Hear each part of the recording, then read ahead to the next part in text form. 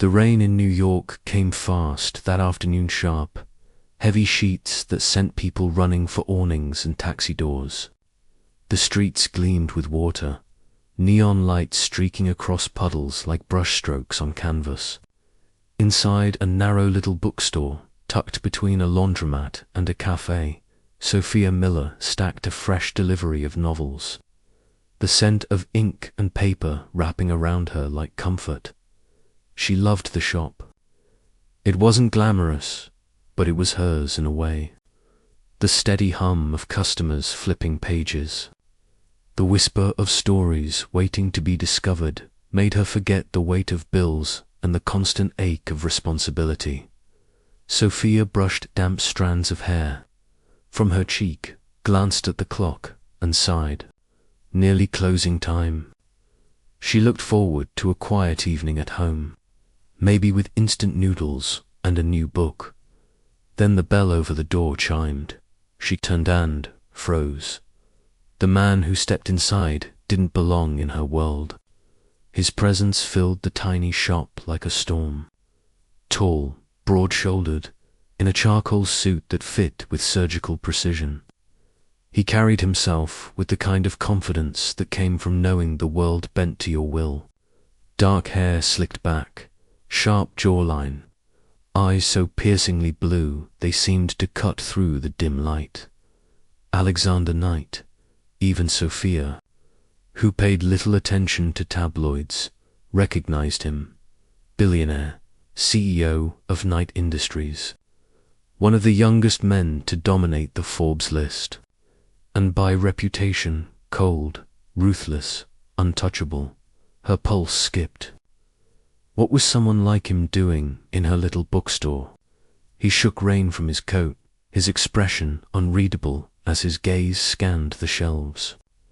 For a man who probably lived in boardrooms and penthouses, he looked oddly at ease among dusty novels and worn wooden counters. Sophia tried to refocus on her work, but curiosity got the better of her. She glanced up again just in time to see him stride toward the classics section. She turned too quickly, bumping into a cart stacked with books. A pile toppled over, spilling across the floor right at his feet. "Oh no," she muttered, dropping to her knees to gather them. Large, expensive-looking shoes stopped in front of her. Then a deep, cool voice said, "Careful, you'll hurt yourself." Sophia looked up, cheeks flushing. His eyes locked on hers icy, assessing, far too intense for such a mundane situation. "I'm fine," she managed. Clutching the books to her chest, he bent smoothly, picking up a fallen copy of The Great Gatsby. The sight of Alexander Knight crouched on the floor of her little bookstore was so absurd that Sophia almost laughed instead. She took the book from him quickly. "Thanks." For a moment, he didn't move. His gaze lingered on her face, as if trying to place her. Then he straightened, slipping his hands into his coat pockets. "You work here?" he asked. Sophia blinked. Obviously, his lips twitched. Was that almost a smile? But it vanished as quickly as it appeared. "Recommend me something," he said simply. Sophia frowned. "Recommend you? What kind of book?" "Something worth my time." His tone was clipped, the same one she imagined he used in boardrooms. She bristled. Most customers came in with warmth, curiosity, but he spoke like he was testing her. "Books don't work like that. You have to tell me what you want. I want something that doesn't waste words, something honest." Her eyebrows rose. A billionaire asking for honesty. Ironic. Still, she scanned the shelves and pulled out a worn paperback. Steinbeck. Of Mice and Men, short, sharp, brutally honest. He took it from her, flipping the pages with long fingers. Not exactly light reading. "You asked for honest," she countered. For the first time, his mask cracked. His eyes glimmered with something amusement. Maybe.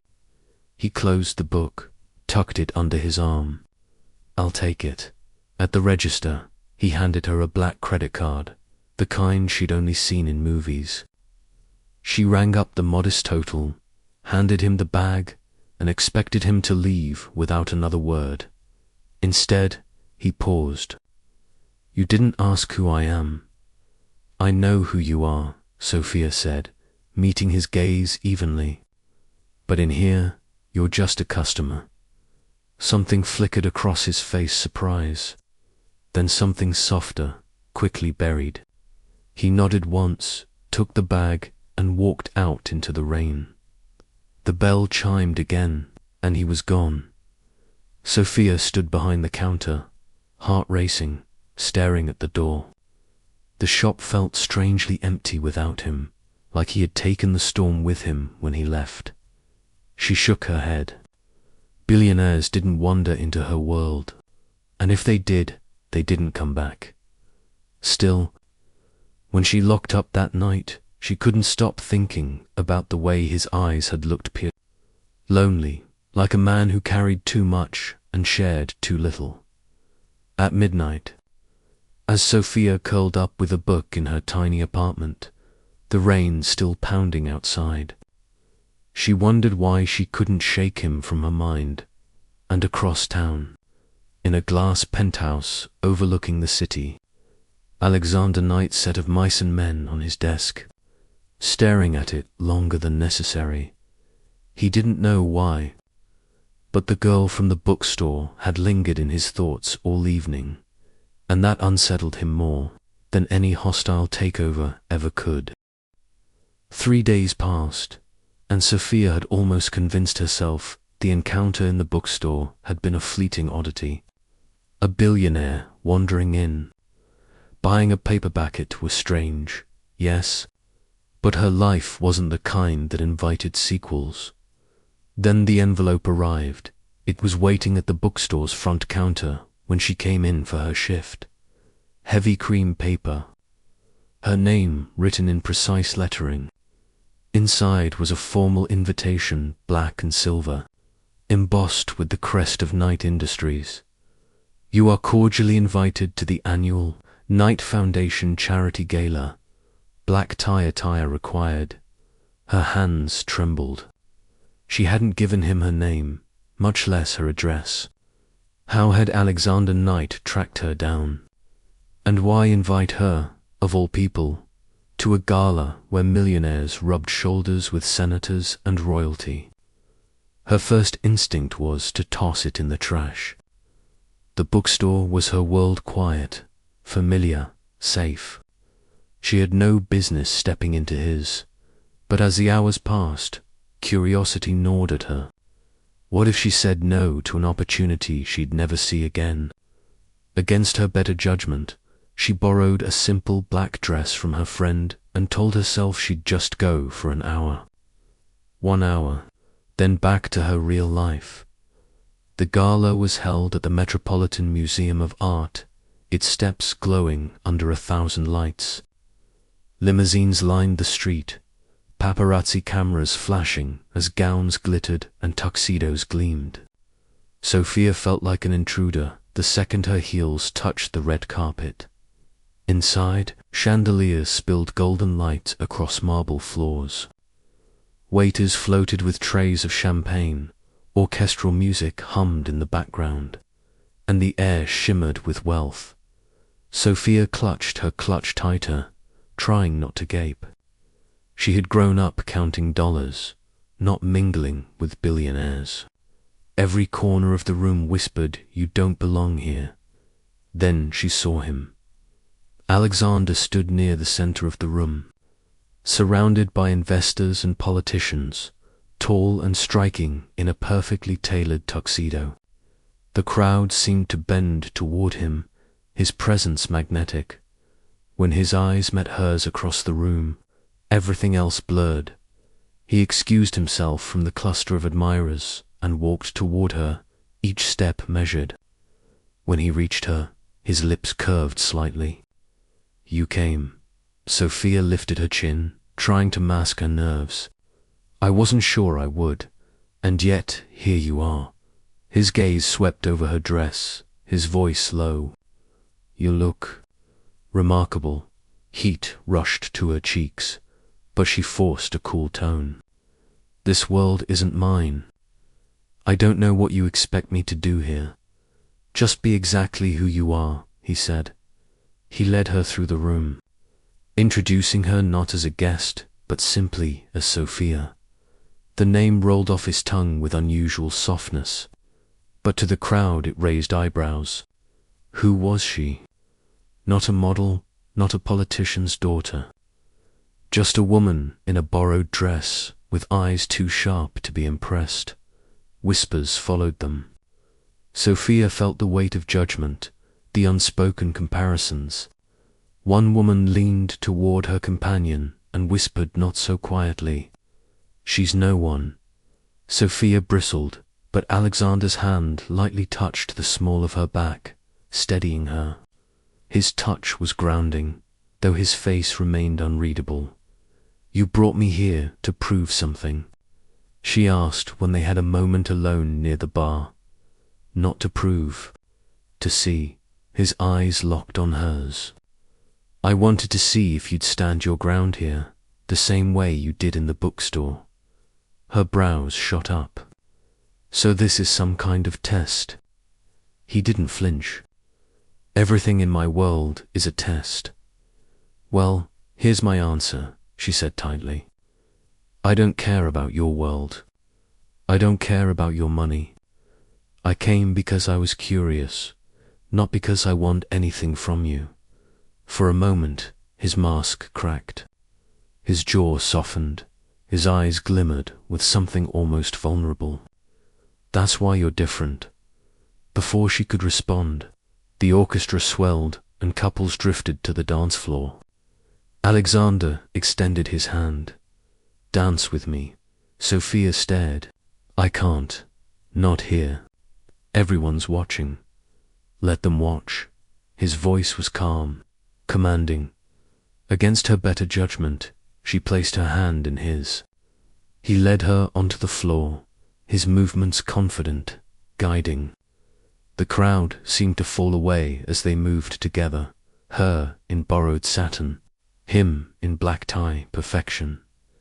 "You're good at this," she muttered, eyes down. "I've had practice," he said. Then, lowering his voice, "But not with anyone like you." Her heart stumbled. She told herself it was just the champagne, just the lights. But the way he looked at her intense, searching felt like more than performance. After the dance, Sophia excused herself, fleeing to the balcony for air. The city sprawled below, a glittering reminder of the gap between their lives. She gripped the railing, trying to steady her breath. "What am I doing here?" she whispered. "You're wondering why I invited you." She turned. Alexander stood behind her, the city lights painting his face in gold and shadow. "Yes," she admitted. "Why me? You could have any woman in that room. Someone who fits, someone who belongs." His gaze was steady, unflinching. "That's exactly why. Because you don't belong. Because you're not impressed. Because when you look at me, you don't see dollar signs, you see me. And I can't remember the last time anyone did." Sophia's breath caught. For a moment, she saw past the billionaire, past the armor, into the loneliness he carried. But fear crept in. This wasn't her world. If she let herself fall, she'd break. "I should go," she said quietly. He stepped closer, his voice low, almost a plea. "Don't," her heart pounded. She wanted to stay, wanted to believe there was something real behind his walls. But survival instincts screamed at her to protect herself. She turned away. "Thank you for the invitation. But I don't belong here, Alexander. Not with you." And before he could stop her, she slipped back into the glittering crowd and out the museum doors. leaving him alone on the balcony, staring at the city that had everything except her. The days after the gala were strangely heavy. Sophia returned to her bookstore, stacking novels, ringing up customers, sipping her coffee as if nothing had happened. But in the quiet hours, her mind betrayed her. She replayed the dance the way his hand had fit perfectly against her back, the way his eyes had softened when he looked at her, like she was more than a guest in borrowed satin. She remembered the balcony, the vulnerability in his voice when he said she saw him, and she remembered walking away. It was the right choice, she told herself, over and over. Billionaires didn't fall in love with bookstore clerks. His world was bright, sharp, dangerous. Hers was safe, modest, grounded. If she stayed in her lane, her heart would stay intact. Yet every time the bell above the shop door chimed, a small, traitorous part of her hoped it would be him. On the fifth evening, as the shop neared closing, the bell did chime in this time. It was him. Alexander Knight filled the doorway in another immaculate suit, rain droplets glistening on his coat. He didn't look out of place among leather-bound editions and crooked shelves. He looked inevitable, as though the shop had been waiting for him. Sophia's heart jolted, but her voice came out steadier than she felt. "You again. You walked away," he said simply, stepping closer. "I don't like loose ends." Her eyes narrowed. "I am not one of your mergers, Mr. Knight. You don't get to tie up the deal with a neat bow." His lips curved, just barely. "Fair enough. Then consider this an opening offer." He reached into his coat pocket and placed an envelope on the counter. Heavy cardstock, embossed with Knight Industries seal. "What is this?" she asked warily. "A job offer," he said. Sophia blinked. "You're kidding. Do I look like a man who jokes?" She picked up the envelope, half expecting it to vanish like smoke. Inside was a contract. Executive personal consultant. Generous salary. Confidential terms. You want me to be. What? Your assistant? Not an assistant, he corrected. A consultant. I need someone outside my circle. Someone who doesn't tell me what I want to hear. Someone who sees through the noise. His gaze locked onto hers. "That's you," she let out a disbelieving laugh. "You barely know me. I know enough. You weren't impressed at the gala. You weren't afraid of me in here. Do you have any idea how rare that is?"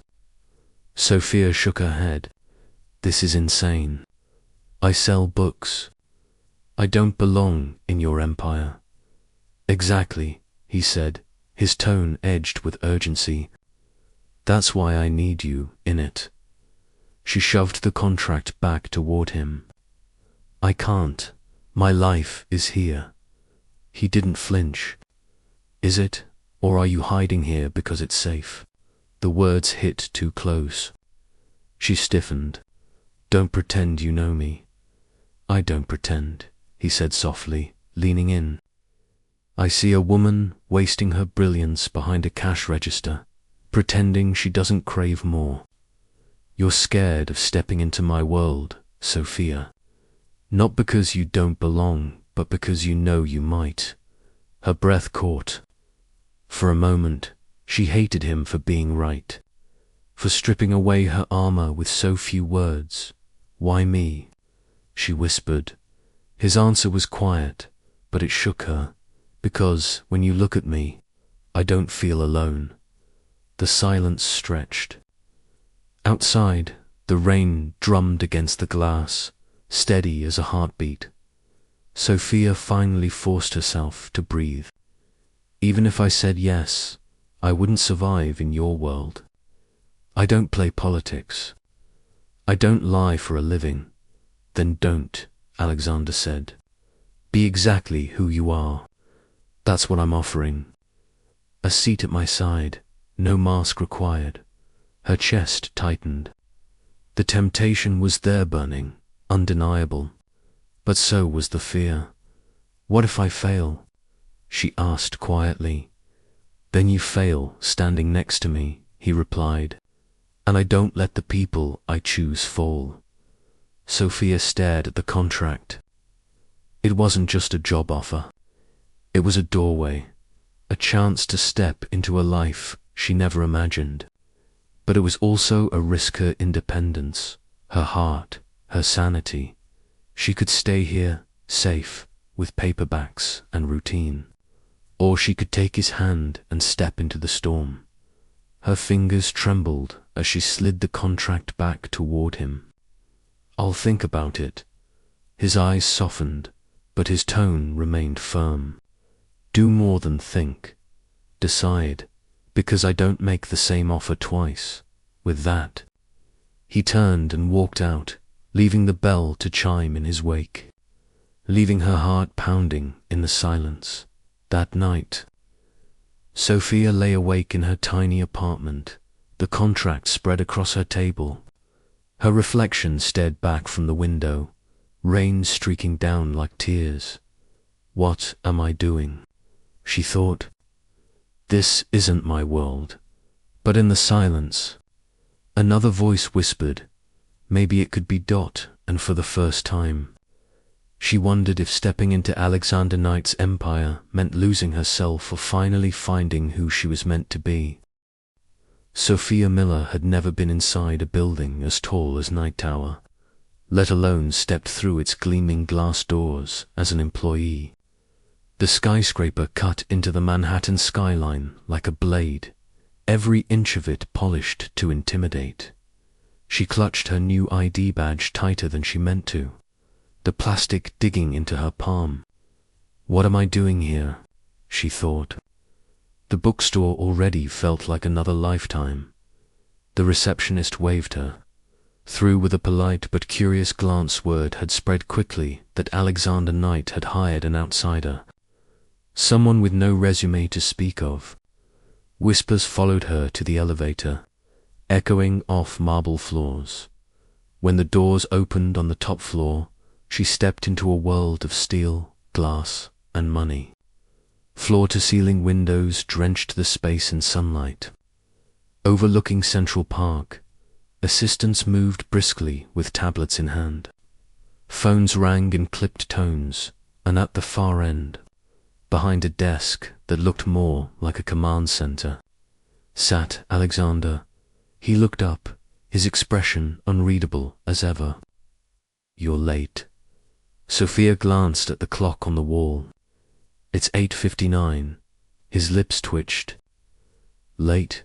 He didn't waste time. You'll sit in on today's board meeting. Say nothing unless I ask. Watch, listen, and take notes. I want your impressions after. Sophia bristled. You hired me as a consultant, not a secretary. Consultants observe before they advise, he countered smoothly. Or would you like to walk in blind and embarrass yourself? Her jaw tightened. God, he's infuriating. But she followed him into the conference room anyway. The board was a sea of tailored suits and expensive watches, each director oozing power. Alexander commanded the room with effortless authority, outlining quarterly projections with precision. His words were sharp, his tone decisive, leaving no space for argument. Sophia scribbled notes, but not about numbers. She watched the way the directors shifted in their seats, the subtle glances exchanged, the nervous coughs when Alexander's gaze swept over them. When the meeting ended, Alexander dismissed the board and turned to her. Well, they're scared of you, she said bluntly, his brow arched. Good, not good, she shot back. Fear makes people hide things. They'll say what you want to hear, not what you need to know. For the first time, he looked almost surprised. Then, slowly, he leaned back in his chair. Go on. Sophia crossed her arms. You're brilliant, Alexander, but you suck all the air out of the room. If you want innovation, you have to let people breathe. His eyes narrowed, but not with anger, with curiosity. You think I should be softer. I think you should be human. The silence stretched. Then his lips curved into that rare, dangerous almost smile. You really don't know how to hold your tongue, do you?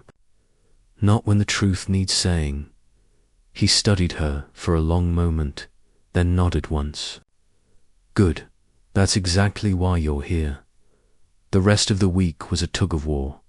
When Alexander barked orders, Sophia challenged him. When he shut down ideas, she pushed back. His staff watched in shock. No one talked to him like that, and survived. But instead of firing her, Alexander seemed energized at one point. In the middle of a tense strategy session, she flat out told him, "You're acting like a dictator." "And you," he replied coolly, "are acting like a rebel without a cause." The room went silent. Then, to everyone's shock, Alexander smirked. "But maybe that's what this place needs." Sophia rolled her eyes, but heat rushed to her cheeks. Late one evening, long after most employees had gone home, Sophia stayed behind in the conference room, poring over reports. Numbers blurred in front of her eyes, but she refused to quit. A shadow fell across the table. Alexander leaned against the doorway, jacket off, tie loosened. "You should go home," he said. "So should you." He stepped inside, his gaze softer now, almost weary. "This world will eat you alive if you let it. Don't burn out on the first week." She looked up, startled by the honesty in his tone. "I thought you didn't care about things like that." "I don't, usually." His eyes held hers. "But you're not usual." For a moment, the room felt smaller, the air heavier.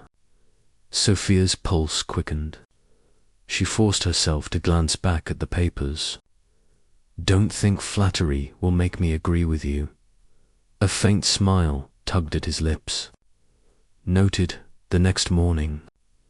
Whispers swirled through night. Tower employees were buzzing about the CEO and his mysterious consultant, speculating about late nights and closed-door meetings. Sophia caught fragments as she walked past. "She's not qualified. He never looks at anyone like that. She's just a fling." Her stomach churned. This was exactly what she feared. The scrutiny, the judgment, the way his world would try to swallow her whole.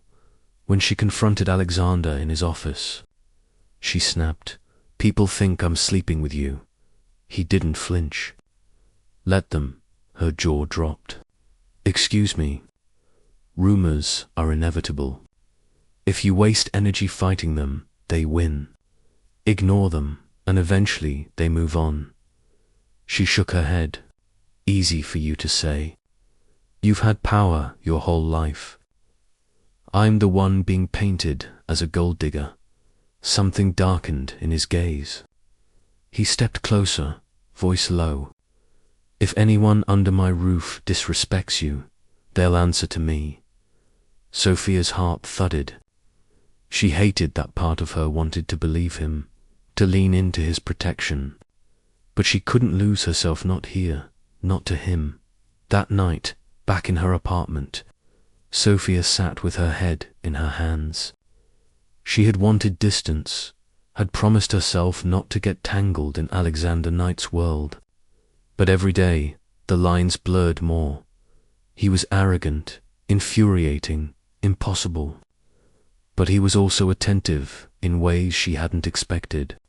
He listened when she spoke, challenged her back, saw through her defenses like no one else had, and worst of Alshay felt herself being pulled toward him, across town.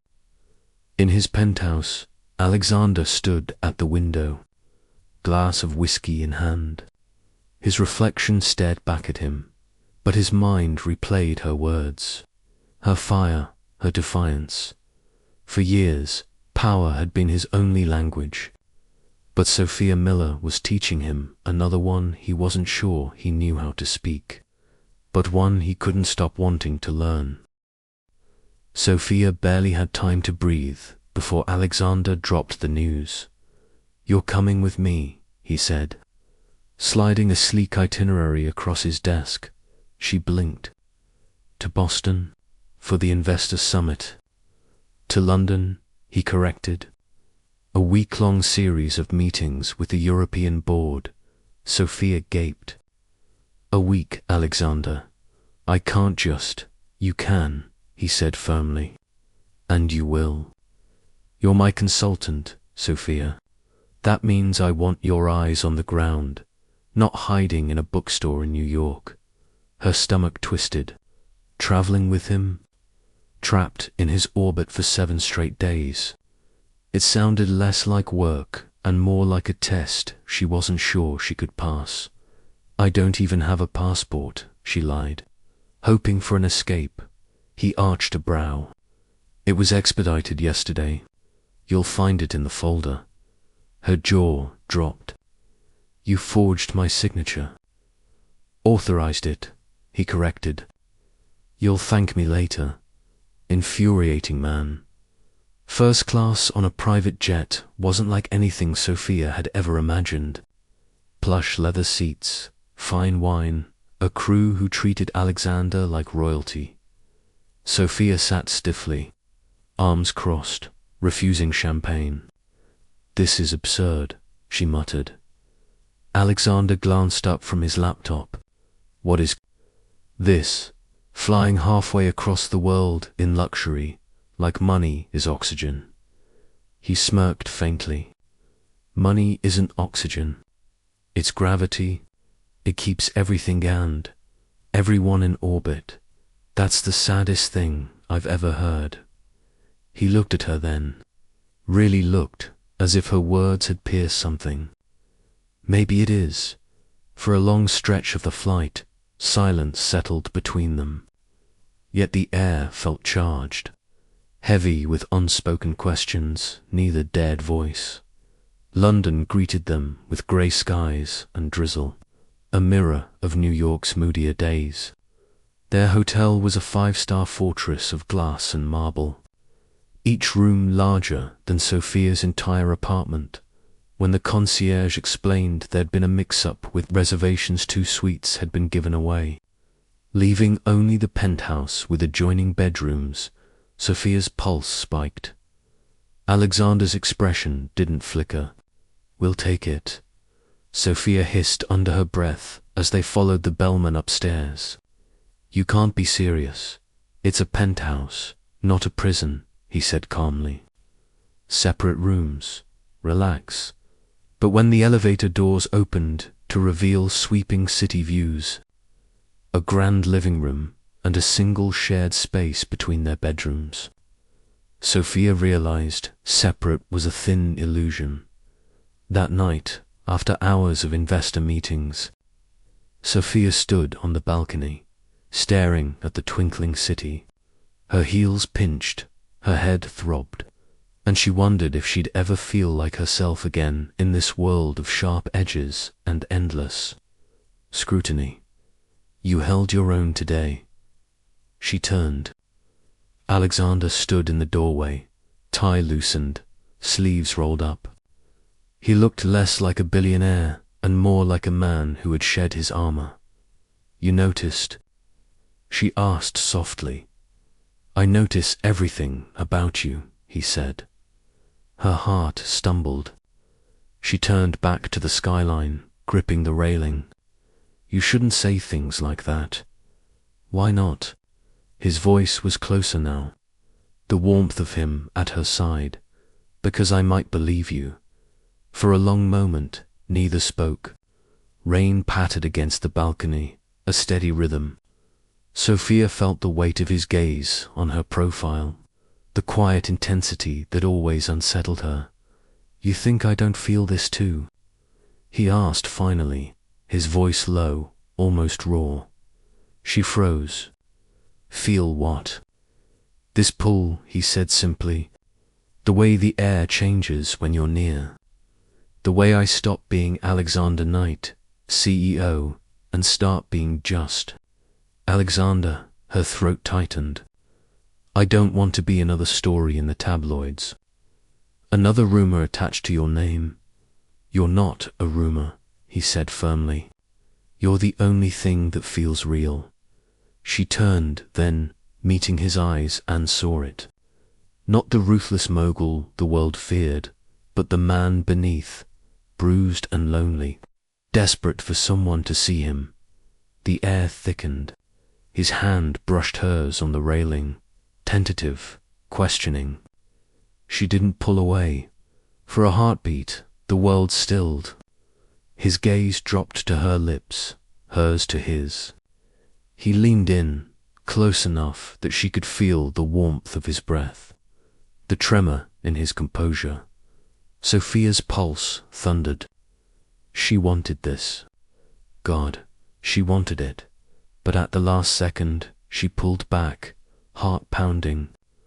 "I can't." His jaw clenched, but he stepped away, giving her space. "Because you don't want to." "Because I do," she whispered. The admission hung between them, fragile and dangerous. They parted that night without crossing the line, each retreating to their separate rooms. Sophia lay awake, staring at the ceiling, every nerve alive with the memory of his nearness. She told herself she was strong, that she wouldn't crumble, that she could keep her walls intact. But when she heard him moving restlessly in the room next door, pacing the way he did when deals gnawed at him, she knew the truth neither of them dared speak aloud. The storm wasn't over. It was only beginning. The week in London left, Sophia rattled.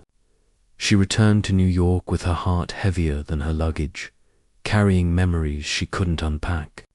The balcony, the almost kiss, the quiet moments when Alexander's walls cracked it all lingered, haunting her.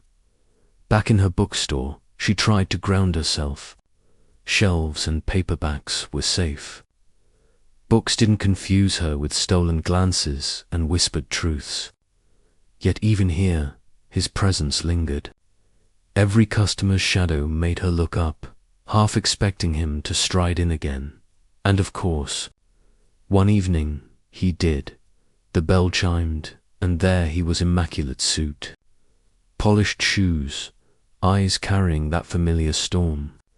But tonight, he looked different, tired. The armor of his usual composure was thinner, his jaw tight with something he couldn't quite hide. Sophia swallowed. "You keep showing up here like you don't own half the city." "Maybe I'm tired of the half I own," Alexander said. Voice low, she tilted her head. "What's wrong?" For a moment, he didn't answer. He just looked at her, as if debating whether to let the words escape. Finally, he said, "My father." Sophia frowned. "What about him?" "He thinks I'm weak," Alexander admitted. "He doesn't understand why I hired you, why I let you question me in meetings. He says I'm distracted, vulnerable." Sophia crossed her arms. "And what do you think?" His gaze locked on hers. "I think he's right about one thing. You do make me vulnerable, but not in the way he means." Sophia's breath caught. "Alexander, you make me remember what it feels like to be human," he said, stepping closer. "For years, I built walls so high no one could touch me. Then you walked in, and suddenly, I don't want the walls anymore." Her heart thundered. She wanted to believe him, wanted to let the words sink deep, but fear tightened her chest. "That's dangerous. For both of us, maybe," he admitted. But I'd rather be broken with you than untouchable without you. The rawness in his tone shook her. This wasn't the ruthless CEO the world feared. This was just a man lonely, aching, desperate to be seen. He reached out, fingers brushing her hand on the counter. Sophia stiffened, but she didn't pull away. His touch was warm, steady, grounding. "You don't have to be afraid of me," he murmured. Her throat tightened. "I'm not afraid of you. I'm afraid of us." Double quote silence hung heavy. Outside, the city hummed, oblivious to the storm brewing inside the little bookstore. Alexander's eyes searched hers. "Then let me prove to you that we're worth the risk." A few nights later, Alexander invited her to dinner.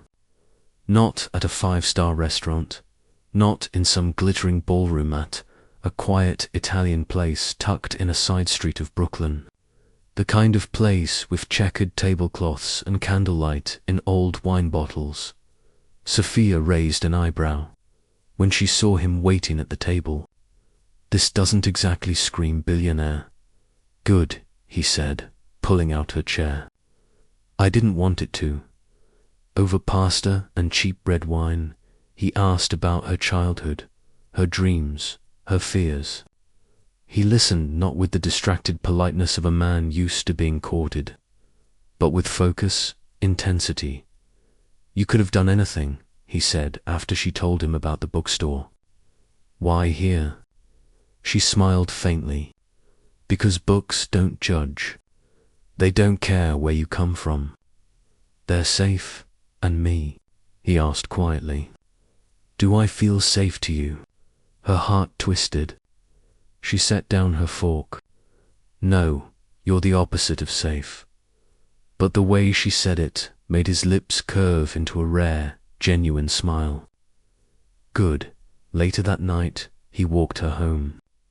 The city lights glowed soft against the pavement, the air crisp with autumn. At her door, she turned to him. "This, whatever this is, it can't work, Alexander. Our worlds are too different." He stepped closer, his voice steady. "Then let's make a new one. Ours." Her breath hitched. For a heartbeat, she almost let herself fall into him. Almost, but the old fear pulled her back. She shook her head, fumbling for her keys. "Good night," he didn't push. He just looked at her, something unspoken burning in his eyes, before he turned and walked away.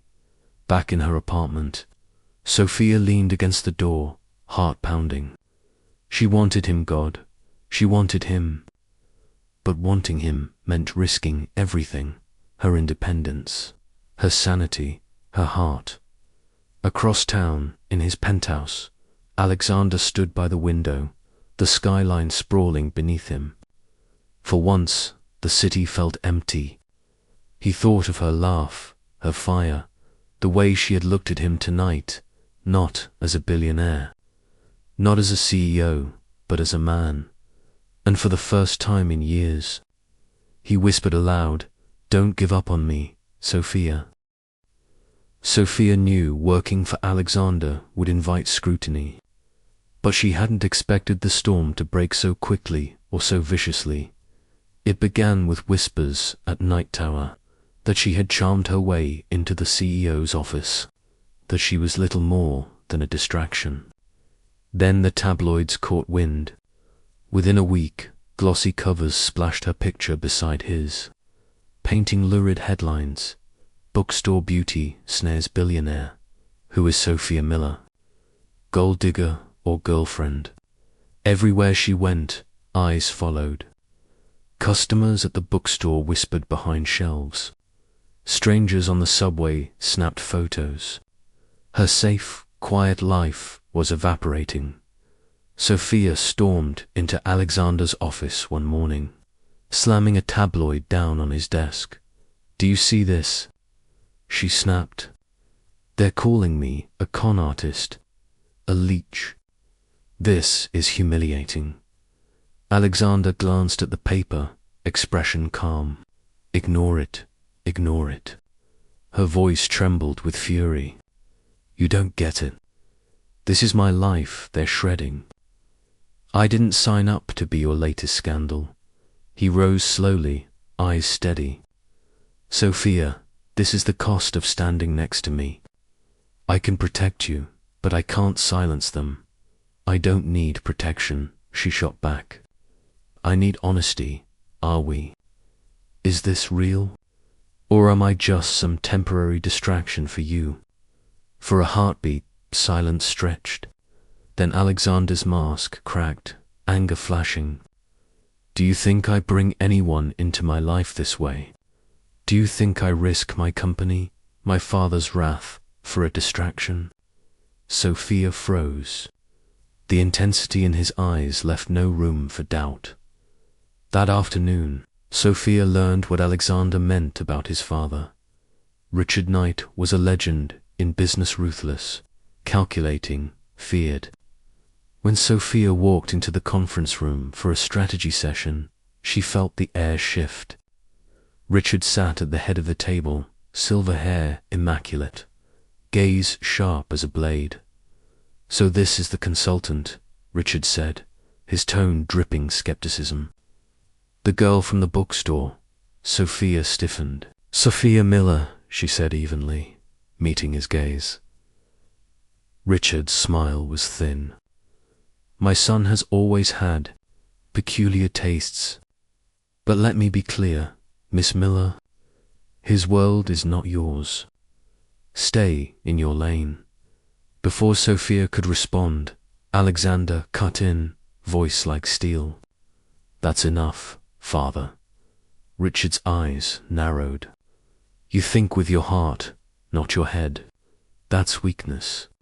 And weakness destroys empires. Sophia felt Alexander tense beside her, but his reply was calm, cold. Then maybe it's time this empire learned to change. The confrontation with Richard shook Sophia. That night, in the quiet of her apartment, she paced the floor, torn between fear and longing. Alexander was fighting for her, she couldn't deny that. But was she strong enough to fight his world? Her phone buzzed. A message from him. Don't let them break you. Dinner tomorrow, my place. No suits, no business. Just us. She stared at the words for a long time. Her heart screamed yes. Her head whispered no. Against her better judgment, she went. Alexander's penthouse was everything she expected. Glass walls, priceless art, the city spread out below like a jewel. But when he opened the door, he wasn't in a suit. He wore a black t-shirt and jeans, barefoot, hair slightly tied. For the first time, he looked less like a CEO and more like a man. I cooked, he said, leading her into the kitchen where pasta simmered on the stove. Sophia laughed despite herself. The Alexander Knight cooks. He smirked. Don't sound so shocked. Dinner was simple, imperfect, and strangely intimate. They ate at the counter, laughed when he spilled sauce, shared stories they'd never told anyone else. For a few hours, the world fell away. When dessert came, strawberries and cream, Alexander's hand brushed hers. His eyes locked on hers, raw and unguarded. Sophia, he said quietly, I don't care what they say. I don't care if the whole city calls you names. I know what you are. You're the only thing in my life that feels true. Her breath caught. She wanted to believe him, wanted to throw caution away and leap. But before she could answer, the storm outside found its way in. Her phone buzzed. Another headline notification. Night Air secretly engaged. The article claimed Alexander was already promised to the daughter of a European tycoon. Business merger dressed as romance. Sophia's blood ran cold. She turned the screen toward him. Is this true? Alexander's jaw tightened. No, it's an old arrangement my father tried to force years ago. It means nothing. Then why didn't you tell me? She demanded. Because it was nothing. I didn't want it to taint what we have. Her chest tightened. But don't you see? This is exactly the problem. Your world keeps crashing into mine, and I'm the one who gets crushed in the rubble. He reached for her, desperation in his eyes. Sophia, don't do this. But she stepped back, tears burning. I can't be the collateral damage in your war with your father. I can't. And before he could stop her, she grabbed her coat and walked out. The sound of the door slamming, echoing like a gunshot, back in her apartment. Sophia collapsed onto the couch, her chest aching. She told herself leaving was the right choice. She wasn't built for scandal, for empires, for fathers who thought love was weakness. But as she curled into herself, she realized the truth. Walking away didn't hurt less. It hurt more. Across town, Alexander stood in his empty penthouse, fists clenched, heart raging. For years, he had fought competitors, markets, even governments and won. But against the one woman who mattered, he was losing, and he knew he'd do anything to get her back. Sophia thought leaving Alexander would quiet the storm. She was wrong. The tabloids doubled down. Her face appeared on gossip sites, splashed across headlines in harsh fonts. Sophia Miller, from bookstore clerk to billionaire's mistress. Gold digger exposed. Alexander Knight's secret affair. Every walk to the subway felt like a gauntlet. Paparazzi hounded her outside the bookstore. Customers whispered in corners. Even old friends texted with thinly veiled curiosity. Is it true? Are you really with him?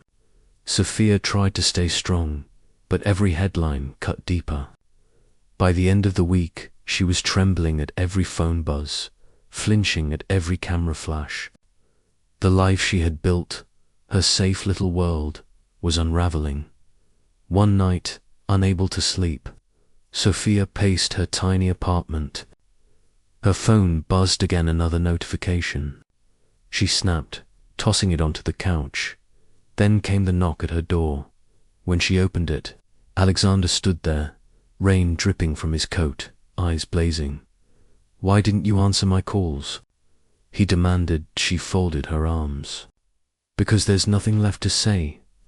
Bullshit. He stepped inside, his presence filling the room. You think walking away protects you? Look at what they're doing to you, Sophia. Look at what they're doing to us. Her voice cracked. There is no us. Not anymore. I can't live under a microscope, Alexander. I can't be strong enough for both of us. For a moment, he just stared at her, chest heaving. Then his voice dropped, raw and steady. Then let me be strong for you. The next morning, the storm grew worse. Richard Knight called an emergency board meeting, leaked deliberately to the press. Cameras crowded outside as Alexander strode in, jaw clenched. Inside, Richard didn't waste time. This scandal is bleeding us. Investors are nervous. The board is restless. End it. Cut her loose. Alexander's fists curled. No, Richard's eyes hardened. She's nothing, Alexander. A girl from nowhere. You think she'll stand beside you when the empire collapses? She'll run. Alexander's voice thundered across the room. You don't know her. And you don't know me if you think I'll let you dictate my life. The board shifted uncomfortably, whispers rising. Richard leaned forward, his tone sharp as a knife. Then you'll lose everything. Alexander met his father's gaze, unflinching. Better everything than her. Meanwhile, Sophia reached her own breaking point. A mob of photographers cornered her outside the bookstore, shouting cruel questions. Are you pregnant with his child? Do you sleep with him for money? Did you plan this all along? Flashes blinded her, voices cut her. Panic rising in her chest until she couldn't breathe. Suddenly, a firm hand gripped hers, pulling her through the chaos. Alexander, he shielded her with his body, guiding her into a waiting car. Cameras screamed, shutters clicked. But once the doors slammed shut, silence fell. Sophia's hands shook. I can't do this, Alexander. I can't. He cupped her face gently, his voice fierce but tender. You don't have to. Not alone. Let me fight this with you. The next day, Alexander made his move. He called a press conference against his father's orders. Against the board's wishes, Sophia stood off stage, heart pounding. As Alexander faced the sea of cameras, I know the rumors, he said, voice calm but commanding, and I'm here to tell you the truth. Sophia Miller is not a gold digger. She's not a scandal. She's the most honest, fearless woman I've ever known. And yes, I love her. The room erupted. Questions flew, cameras flashed, but Alexander's voice cut through. My company will survive scrutiny. My reputation will endure criticism. But I will not sacrifice the one person who makes my life worth living. If that costs me deals, so be it. If it costs me my father's approval, so be it. Sophia is not negotiable. Off stage, Sophia's chest ached, tears burning her eyes. For the first time, he wasn't just protecting her. He was claiming her publicly, irrevocably. The backlash was immediate. Stock prices dipped. Commentators debated whether Alexander had lost his mind. Richard Knight raged, threatening to strip him of power. But something else happened too. Public opinion began to shift. People admired his defiance, his refusal to play the usual billionaire games. And through it all, Alexander stayed by Sophia's side. He walked her to work, shielded her from cameras, never letting go of her hand. One night, back at his penthouse, Sophia finally let the dam break. You didn't have to do that, she whispered, tears streaming. You didn't have to risk everything for me. Alexander pulled her close, his forehead resting against hers. I didn't risk anything. I chose, and I'll keep choosing you. Every time, her sobs shook her, but his arms held her steady. And for the first time, she believed him not as a billionaire, not as a CEO, but as a man who had laid everything bare for her. But as they held each other, the storm outside only grew. Richard wasn't finished. Rivals circled like sharks. The board whispered of votes and ousters. Their love had survived the headlines, the rumors, the fear. But could it survive the war still to come? Sophia pressed her face against Alexander's chest, listening to the steady rhythm of his heart. Whatever came next, she knew one thing for certain. She wasn't walking away again. The boardroom had never been so tense. Every director sat rigid, papers stacked like weapons. Eyes darting between Richard Knight and his son. Richard's voice carried like a hammer, effective immediately. The board will vote on whether Alexander remains CEO. His reckless behavior has endangered this company. His relationship, he spat. The word is a liability we cannot afford. Murmurs rippled. Sophia, seated quietly at the back as an observer, felt her pulse spike. The air smelled of polished wood and hostility. Richard's gaze cut to her like a blade. If she walks out of his life, this problem ends. If not, we sever him from the company. Sophia's chest tightened. This is my fault, she thought. All eyes turned to Alexander. He stood slowly, his presence commanding even without a word. I've built this company higher than you ever dreamed, he said, his voice calm but sharp. I've doubled profits, expanded globally, fought battles no one else could win. And yet the moment I choose happiness, you call it weakness. Richard slammed his hand on the table. This is not about happiness. This is about survival. No, Alexander countered, eyes blazing. This is about control. You don't care about the company. You care about owning me. Gasps filled the room. Richard's face flushed with rage, but Alexander pressed on. I won't sacrifice Sophia to keep a title. If that means I walk away from Knight Industries, then so be it. I would rather lose an empire than lose her. Silence hung heavy. The board whispered frantically. Papers shuffled. Alliances shifted. Finally, the chairman cleared his throat. We will deliberate and reconvene tomorrow. The meeting adjourned, but the damage was done. Richard stormed out, fury radiating. The directors followed, leaving Sophia and Alexander alone. Her voice trembled. You just gave up everything. He turned to her, eyes steady. I didn't give up. I chose. Later that night, they sat in his penthouse. The city sprawled below like a field of stars. Sophia paced, unable to sit still. You can't do this, she said, tears in her voice. You can't throw away your life's work for me. Alexander leaned against the window, hands in his pockets. My life's work was never the company. It was survival.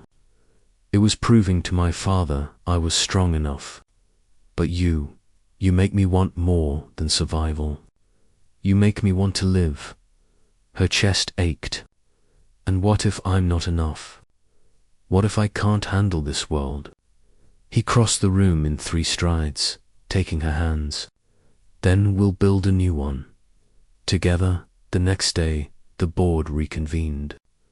Tension hung like smoke as the vote was tallied. 7 in favor of keeping Alexander. 6 against. Barely, just barely, he kept his position. But the chairman's warning was clear. You've survived this round. But one misstep, one slip, and the board will not protect you again. Richard stormed out, defeated but seething. Alexander didn't celebrate. His gaze went straight to Sophia, standing at the edge of the room. He reached for her hand. We faced this together. That night, back on the rooftop where it had all begun. The city lights glittering around them, Alexander held her close. I meant what I said, he whispered. If I had lost the company today, it wouldn't have mattered, not compared to losing you. Sophia's eyes brimmed with tears. For so long, she had feared being crushed by his world, by the weight of his name. But tonight, she realized something. She wasn't fragile. She wasn't collateral. She was a choice. His choice, and now it was her turn to choose. She cupped his face in her hands, voice steady despite the tears. Then hear me clearly, Alexander. I choose you, too. Not the billionaire, not the CEO, just you. The words broke the last of his walls. He pulled her into his arms, kissing her with a passion that spoke of battles fought and futures reclaimed. The city roared below, but up here there was only them. For the first time, Sophia didn't feel like she was standing in his shadow. She was standing beside him, equal, chosen, whole. In the weeks that followed, headlines shifted. The scandal died down, replaced by admiration. Alexander Knight, once known only as ruthless, was now painted as the CEO who chose love over power. Investors returned.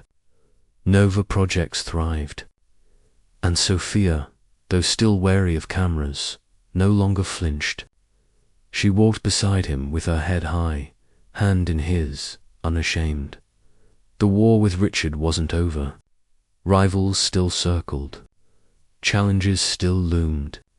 But together they had faced the breaking point and chosen each other, and that choice was stronger than any empire.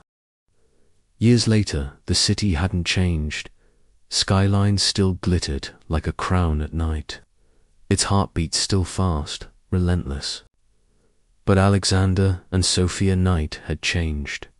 Years had passed since that stormy chapter of their lives, when every headline had cut like a knife and every choice felt like life or death.